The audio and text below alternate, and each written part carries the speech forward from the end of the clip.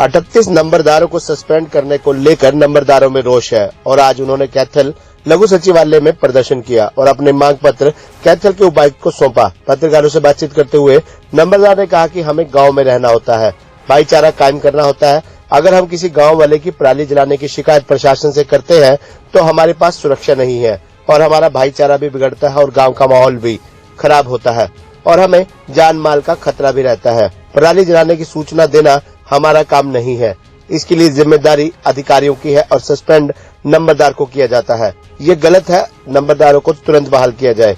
कुछ नंबरदारों का कहना था कि हमारी उपायुक्त से बात हुई है और उन्होंने आश्वासन दिया है कि 2-3 दिन के अंदर उनको बहाल कर दिया जाएगा। इस विषय पर जब कैथल की उपायुक्त डॉक्टर संगीता तेतरवाल से बातचीत की गई तो उन्होंने कहा कि लगातार पराली जलाने के मामले सामने आ रहे थे और कैथल जिला हरियाणा में नंबर 1 पर पहुंच गया। इसको लेकर नंबरदारों को पराली अवशेष जलाने की सूचना प्रशासन को देनी थी, जो उन्होंने नहीं दी, जिसकी वजह से उन्हें सस्पेंड किया गया। कुछ नंबरदारों का कहना था कि उन्होंने सूचना तो दी थी परंतु दूसरे नंबरदार ने सूचना नहीं दी और हमें सस्पेंड कर दिया गया। इस बात की प्रशासन जांच करेगा, जो कोई और दोषी होगा उसे बख्शा नहीं जाएगा, जो जांच में सही पाया जाएगा उसे बाहर कर दिया जाएगा।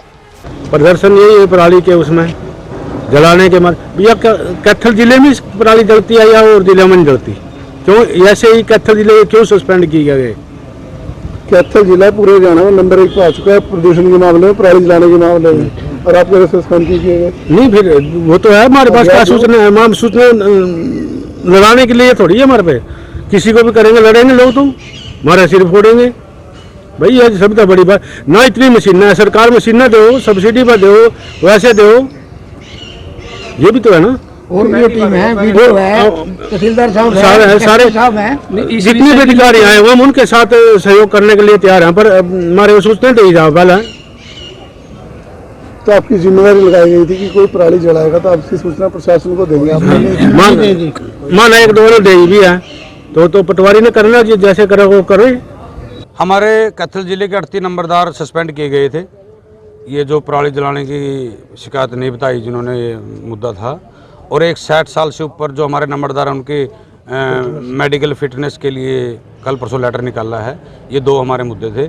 हम डीसी मैडम को मिले हैं, सभी नंबरदार पूरे कैथल डिस्ट्रिक्ट के, और डीसी मैडम ने आश्वासन दिया है भाई शुक्रवार तक हम इनको जो सस्पेंड किए गए हैं बहाल कर देंगे, क्योंकि हमने प्रार्थना की है भाई नंबरदार तो गाँव में भाईचारा बना के रखता है और कई बार ऐसी बातों से भाईचारा भी खराब होता है, नंबरदारों को छपेरे के देख के चलना पड़ता है। मैडम ने हमारी बातें बड़ी ध्यान से सुनी है, हमें उम्मीद है तो शुक्रवार तक हमारे नंबरदार भाई बहाल हो जाएंगे।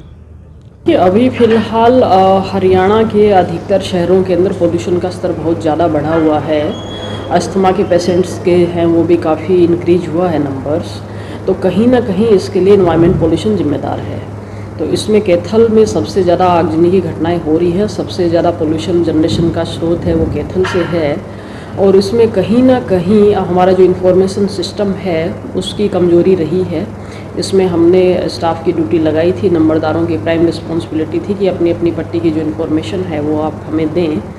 भले ही हम उनका नाम गुप्त रख सकते हैं बट एटलीस्ट इन्फॉर्मेशन तो हमारे पास आनी चाहिए थी, लेकिन उस पार्ट में इनका लैप्स रहा है तो इनके खिलाफ एक्शन हुआ है। तो मैंने ये कह रही कि आपने आश्वासन दिया कि शुक्रवार तक इनको बहाल कर दिया जाएगा। इसमें हम लोग ये देखेंगे कि जिस नंबरदार की कॉन्स्टेंटली लगातार पिछले पूरे सीजन के अंदर लापरवाही रही है उनके खिलाफ डेफिनेटली एक्शन होगा। और जहाँ पे कुछ नंबरदारों का ये कहना था कि उन्होंने इन्फॉर्मेशन दी है लेकिन बाकी पट्टी के नंबरदारों ने इन्फॉर्मेशन नहीं दी, तो वो इंक्वायरी के अंदर वो चीज़ें क्लियर हो जाएंगी। तो जहाँ पे लैप्स रहा है वहाँ पे एक्शन होगा।